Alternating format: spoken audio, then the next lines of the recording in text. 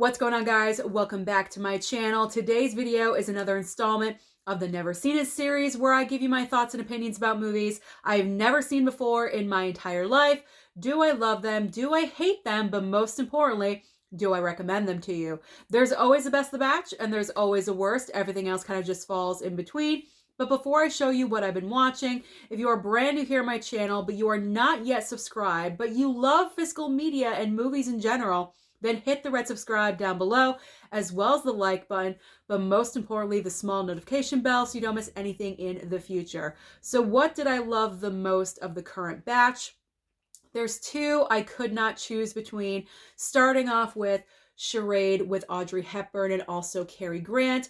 A lot of people think that Alfred Hitchcock directed this film, but that is not true. The whole tone and vibe kind of makes you think so, but it was not. This movie is just fun, and the reason I loved it a lot is because of the twists and turns. I love a good twist in a movie, and this is a twisty movie. You do not know where this film is going to end up until the last 5 seconds of the film, and then it just ends. It's so fun. It's just a great time in general. If you do not own this in your Criterion collection, the next sale, I highly recommend that you pick this up. Audrey Hepburn is charming, as always. She's amazing.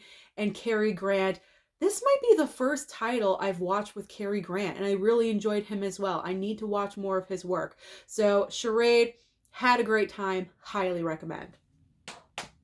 The other release that I really enjoyed, Emily the Criminal, a straight to Blu-ray / Netflix title. I could not believe how much I enjoyed this film. It's very relatable because Aubrey Plaza plays a woman named Emily that's in a massive amount of debt, like $30,000 or something. She's in a dead-end job, going nowhere. All her money's going towards interest. She's never going to pay off her debts until she kind of dabbles in a little bit of criminal activity, and she gets in deeper and deeper and deeper. And I was just along for the ride. I wanted to see how deep she was going to go, what's she going to do, her decision making,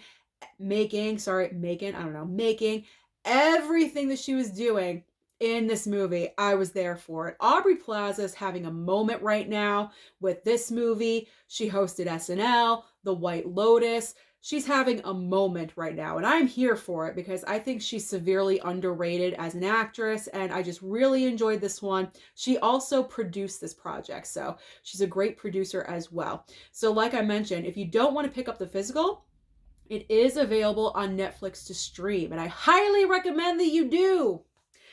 All right, let's move to the middle of the pack. What is in here? Friday the 13th knockoff, The Burning. And the reason why I say it's a knockoff is because it's pretty much the same exact plot line with little teeny tiny differences thrown in here and there. Friday the 13th came out in 1980. This one came out in 1981. So it's kind of clear to me that this movie was trying to capitalize on the success of Friday the 13th because this film is about a camp caretaker that no one likes. No one likes this guy. A group of 4 or 5 boys want to play a prank on him. It goes wrong. They burn him severely. He looks like a crispy piece of bacon. He does not look good at all whatsoever. Obviously, he goes to the hospital. He's there for 5 years. The grafts don't work. Nothing works. He's looking haggard. He's looking really bad. So he leaves the hospital, picks up a hooker along the way. I don't know. Whatever. And then he goes to a completely different camp. Not even the camp that he was the caretaker of. A completely different camp, and just starts slaughtering kids. That's Friday the 13th. At least Jason went back to Camp Crystal Lake. That was the camp he went to. This guy just chooses, oh, I'll go to that one and just slaughter everyone that I can. So random. So random. So is that the only difference? Pretty much. And then the whole burning effect. He didn't drown like Jason. He got burnt. Those are the two differences. And that's it. But you know what? I had fun with it. I had fun with it. I didn't hate it. I stayed awake. It kept my attention. So I do recommend The Burning. If you love Friday the 13th, you're definitely going to want to watch this one because how could you not? How could you not after that description? Okay, moving on.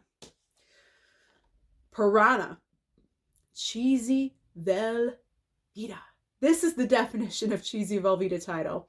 What really got to me, though, was that the lead actress in this movie, she's the one that caused all the havoc going on because she plays like a private detective looking for these two hikers that go missing in the very beginning of the movie because they just decide, you know what, we're going to come across this random building with some water. Oh, we can just, trespass and go in there without even knowing what's in there.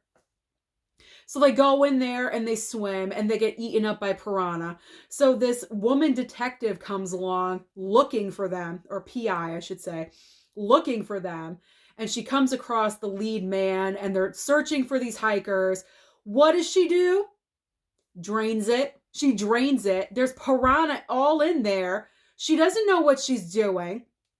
Does she work there? No. Did she talk to anyone? No. She didn't talk to anyone that works there. She just goes over and boop, boop, boop, turns the knob and lets all the piranha out. So they're on the loose. They're in the river. She's the cause of all of this. I literally wanted to slap her across the face because this entire movie was that woman's fault. It was her fault with her stupidity. But what are you going to do? What are you going to do? What can you expect from a movie called Piranha? So let's just move on. Is there a remake of that movie? I should probably watch that one too. Okay, time for a true story. We got Blow with Johnny Depp and Penelope Cruz. Johnny Depp is just so good in whatever he does. I swear he's just so good. So spot on with accuracy. So in this true story, he plays a guy named George when he's very, very small. His family's a little bit poor. His dad is Ray Liotta.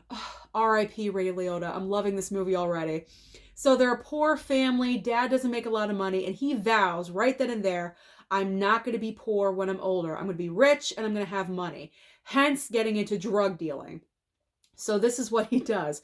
He starts off very young with pot. Okay, that's not too bad. Goes out to California, becomes a major pot dealer, very well known. Then he escalates up to cocaine, working side by side with Pablo Escobar. I mean, hello. Wow, that's incredible. I'm watching this and I'm like, this is a true story. So insane. But what's even more insane, it's one of those tragic true stories where you have a lot of money and you lose it all, and then you gain it back, and then you lose it again. It's one of those, up, down, up, down. It's a tragic story because you never want to see the outcome of this movie happen to anyone.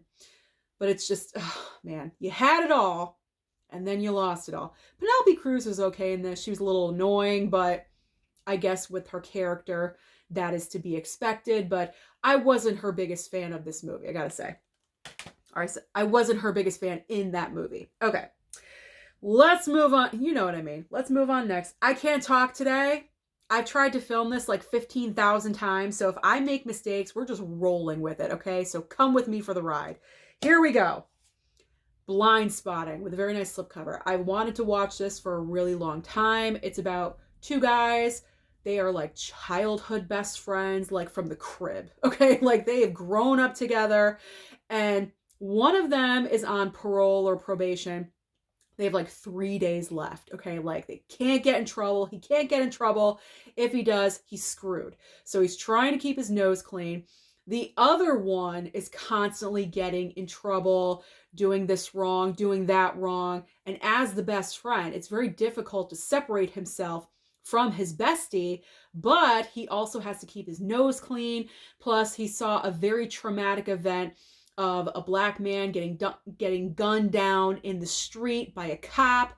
And of course, this is so relevant nowadays. Like everyone's on high alert with that not concept, but that whole event that happens. It happens like at a drop of a dime nowadays. It's so tragic. Anyway, so he's seen that happen right in front of him. So he's dealing with a lot of, and I say he, it's Daveed Diggs, who we all know from Hamilton. He was amazing in Hamilton, the highlight of that entire thing for me.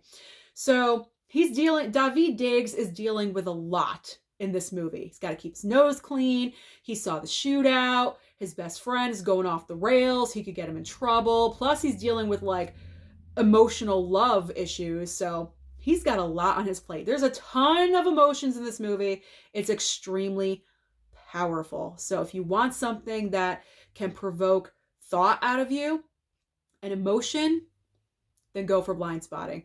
I did enjoy it. However, with the very heavy tones in the movie, I'm not sure how often I can watch it, but I'm happy I have it in my collection. I will say that. Okay. Paramount Presents, going with a little breakdown with Kurt Russell. Who is going to leave their wife to a stranger? Who is going to do that? Kurt Russell in this movie. What happens in this film is that Kurt Russell and his wife, they're traveling, they're going cross country, they're moving or whatever it is. And they're in like no man's land, okay? Their car breaks down, or did it? Breaks down. Their car breaks down. This random trucker comes along, offers to help. He say he can't, but he could bring his wife to a diner for a phone. This was like before cell phones. If there were cell phones, there'd probably be no reception because it's total no man's land. So what happens? The wife goes missing. Kurt Russell doesn't know where his wife is, and pretty much he is just doing anything and everything to get her back. This is one of the best things I've ever seen Kurt Russell do. He's just good overall. He's amazing. I love him as like a pseudo action star, because he's not an action star in this movie, but I am hoping if I ever get involved with a man again, he would do what Kurt Russell's doing in this movie to save me, because you can tell in this movie he loves his wife and he wants to save her, and it was just a great watch. Highly enjoyed this one. I recommend from the Paramount Presents line. Get that one. Grab it. Let's move on next to poor Idris Elba in Beast. Can we have a moment of silence for Idris Elba in Beast? It's not like the movie's bad. It's a good concept. Okay, it's a good concept. However, I could see the ending of the movie from the very beginning. They foreshadow things that are going to occur later on. So that was no big surprise. The kids in this movie, especially the oldest daughter, I wanted to strangle. She was so annoying, doing everything you should not be doing, not listening to her father, and just being an overall pain in the ass. I did not like the kids in this movie at all whatsoever. If I had to pick one, I take the little one. That's it. I would sacrifice the big sister to the lion because she was just so obnoxious. I did not like her. She had an attitude. I just want to smack her. Like, I did not like her character at all whatsoever. I didn't want to root for her to survive. I wanted her to get eaten by the lion. How sad is that? She almost did. And I almost cheered. But she got away. She got away. I mean, it's just kind of ridiculous at the end when Idris Elba pretty much has a fist fight with a lion and walks away. I mean, is that realistic? No, the lion is going to eat you and split you in half. I mean, come on now. The CGI with the lion, it was okay. It could have been better, but I mean, overall, I'm happy I picked this up on a $9.99 Black Friday sale. So Beast was, you could stream it. Stream it over on Peacock. You don't have to pick that one up. That's what I'm here for. All right. Renee Zellweger in Case 39. If you have ever wanted to foster a child, don't watch this movie because you will change your mind. This movie was crazy. I didn't know where this film was going at first. Renee Zellweger plays a caseworker or a social worker that is looking after this little girl, her brand new case on her desk, Case 39, hence the title. So she's looking after this little girl whose parents are trying to kill her, and she thinks she saved her. And then the girl wants to move in with Renee as a foster, like foster mom. So she does that with big giant regret. Oh my gosh, this movie was entertaining. It really was. And it was kind of fun because it has Bradley Cooper before he was a big name. He was like 4th listed in the credits. I'm like, oh, it's early Cooper. That's fun. That was fun. But this one really kept my attention. I was like, what is this girl? Like, what is she? What's going on? So this was a nice surprise. This was a surprise. I enjoyed this one. It was good. Get some more real life stuff with Chappaquiddick. This is all about the Kennedys, if you did not know. The Kennedy family is cursed. If you guys are of like a younger generation and you're not really familiar with the Kennedy family, obviously President Kennedy was assassinated. His brother Bobby, who was going to run for president, was assassinated. Then you had, is it Ted or is it Edward? I forget. Ted.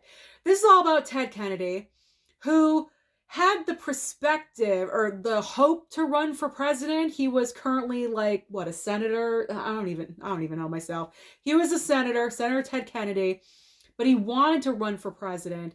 But here's the thing. He decided to drive off a bridge with a woman that I'm just assuming he was having an affair with. And he just left her there to drown. Just left her. Left her in there. And it was off of Chappaquiddick. So that's why this movie is called Chappaquiddick. And he just left the lake, went home, went to sleep, did not even call the police himself. This is like the entire breakdown of everything that happened. Like, I think a week. It's a week-long movie. It tells the tale of an entire week after the accident of what occurred. Like, this will blow your mind. I was yelling at the TV, why didn't you try to save her? I don't understand.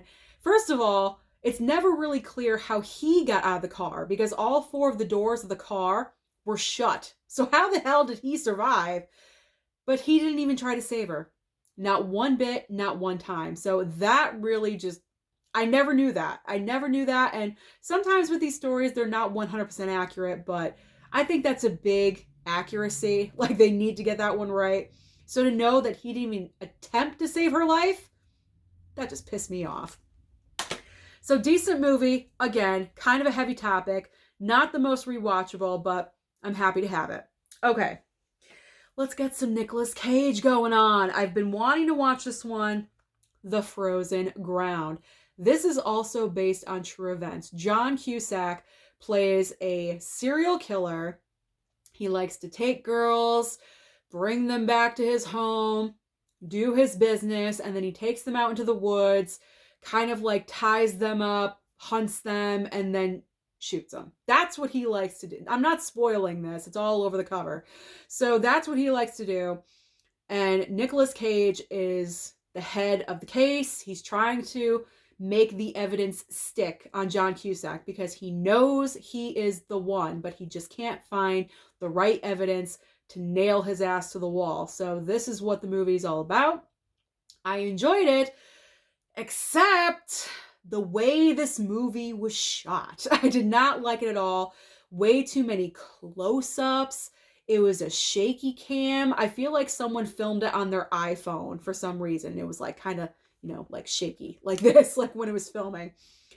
It was all over the place. I was kind of needing Dramamine at one point because I'm like, why is the camera like moving everywhere? What's happening? And then it was like way too up close at some points. It's like, okay, let's back off just a smidge. We can, go back here.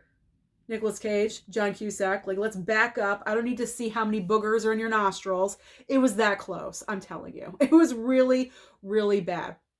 If there was a better director, more seasoned director, or a better director of photography, cinematographer, whatever, it would have increased. What am I saying? I don't even know, but I'm not re-recording this. It would have been a lot better with a more seasoned director, cinematographer, or photographer. There we go. Enough about The Frozen Ground.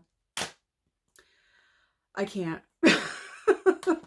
I am not re-recording this. Okay, 3 movies left. Here's the better Nicolas Cage movie. The Rock. I finally watched The Rock with Nicolas Cage and Sean Connery. Yes! This was a fun ride. I enjoyed seeing Sean Connery. I've never seen any of the Bond movies. I know. So I haven't seen a lot of Sean Connery. is this my first Sean Connery film? It might be. How sad is that? But I had a great time. There's really nothing more to say about The Rock. It is a classic action movie, so let's just move on. I had a great time with it. No surprise there. Let's go to Mildred Pierce. Now, this is actually getting a 4K upgrade in a couple of months, I believe. So this is just the Blu-ray. Black and white movie. Joan Crawford, she won her Academy Award for this.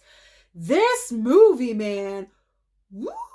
The daughter in this movie, Joan Crawford, has 2 daughters.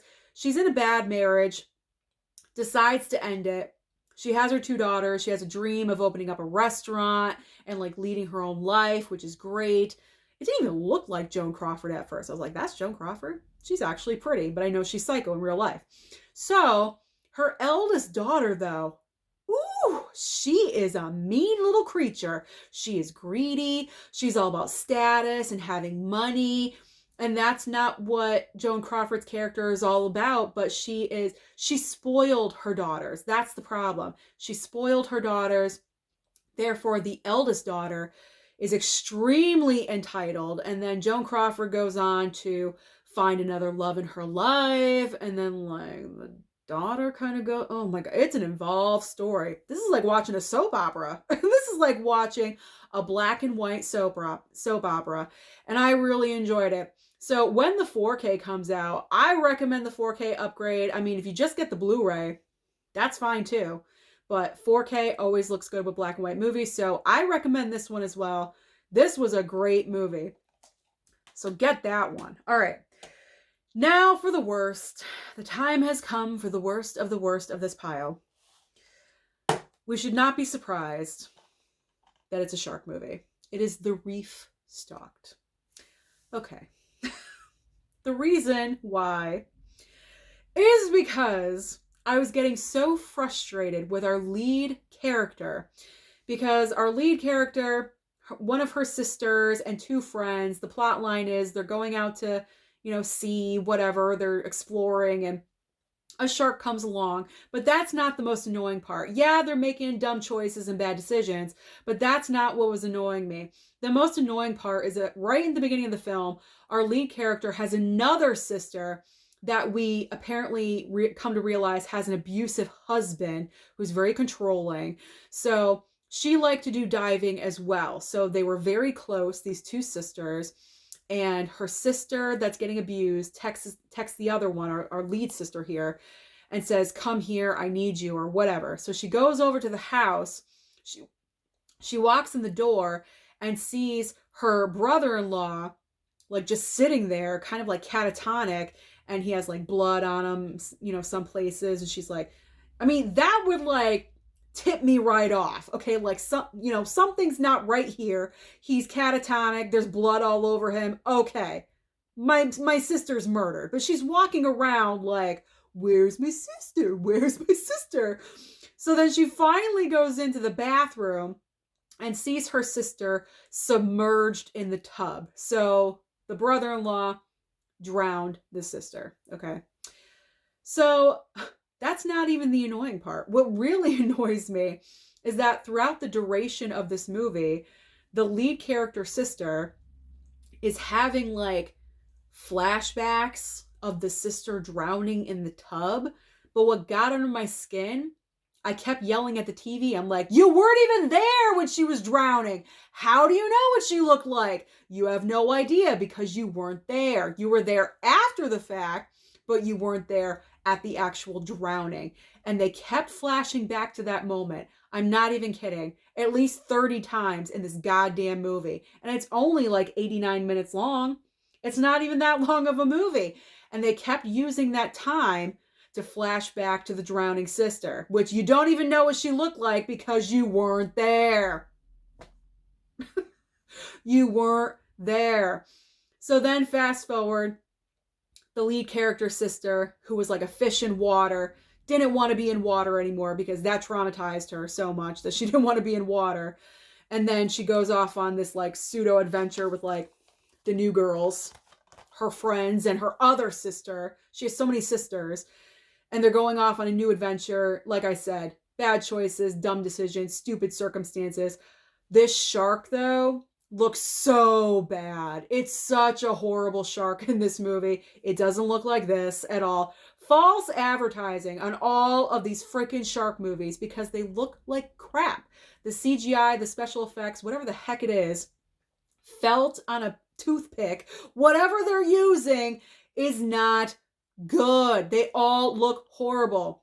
This just confirms that Jaws is still the #1 shark movie. No shark movie is going to unseat Jaws. No, it's not going to happen. I don't think it's going to happen in my lifetime. So because of that, the Reef Stalked, you're getting thrown. So that is everything that I have been watching lately. Thank you so much for dealing with me throughout this entire video.